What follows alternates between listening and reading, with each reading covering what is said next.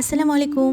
এই যে দেখেন কি নিয়ে চলে আসলাম। এটা হচ্ছে আপনাদের মোস্ট রিকোয়েস্টেড একটা ভিডিও, যেটা হচ্ছে আমি লাস্ট ভিডিওতে শেয়ার করেছিলাম যে কিভাবে আপনারা স্ট্রবেরি কম্পোট ফিলিংটা বাসায় বানাতে পারেন। আর এরপরে এই কেকটা নিয়ে আলহামদুলিল্লাহ এত বেশি রেসপন্স আসলো, তো আমি ভাবলাম যে এটার একটা ফুল ডেকোরেশন ভিডিও শেয়ার করে ফেলি।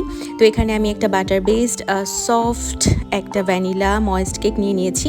তো দেখতে পাচ্ছেন কেকটা কত সফট ছিল। তো এখানে কেকটা নেওয়ার পরে আমি আমার সিক্রেট সিরাপ ইউজ করছি। তো এই সিরাপটা এত মজা, বাচ্চারা এমনি খেয়ে ফেলে। তো আমি মাঝে মাঝে আমার বাচ্চাকেও বানিয়ে দিই। তো এই তো এরপরে দেখতে পাচ্ছেন যে লেয়ারে আমি আমার স্ট্রবেরি কম্পোট ফিলিংটা ভরে দিয়ে দিচ্ছি।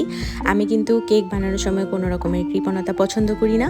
কাস্টমার হোক বা নিজেদের জন্য হোক, সবসময়ই চেষ্টা করি যে সব কিছু বেশি দেওয়ার। ওজন একটু বেশি হলেও আমার মনে হয় যে এটা আসলে যার রিজিকের ব্যাপার। ওজন বেড়ে গেলে আমি কখনো এটা নিয়ে মনও খারাপ করি না।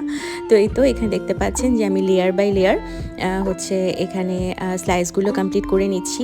এই কেকটা মোটামুটি আমার 6টা স্লাইস হয়েছিল এবং কেকটা অনেক টল ছিল, যেহেতু আমি চাচ্ছিলাম যে ভিনটেজের মধ্যে রাখতে। আর ডিজাইনটা সম্পূর্ণ আমার মাথা থেকে এসছে, মানে আমার কল্পনা ইম্যাজিনেশন থেকে আমি হচ্ছে ডিজাইনটা করেছি। এটা কোনো রেফারেন্স পিকচার আমি ফলো করিনি। তো এই তো এখানে হচ্ছে প্রথমে বেসটা কমপ্লিট করে নিলাম। তো ক্রিমটা ক্রামকোট করার পরে আমি এটাকে ফ্রিজিং করেছি খুবই অল্প সময়ের জন্য। ওদিন ক্রিমটা খুব ভালো হয়েছিল, সো আমার বেশিক্ষণ ফ্রিজিং করতে হয়নি। আমি হয়তো 15 মিনিটের মতো ফ্রিজিং করে এরপর হচ্ছে ডিজাইনের কাজটা করে ফেলেছিলাম, কারণ আমি প্রথমে চাচ্ছিলাম যে ডে লাইটে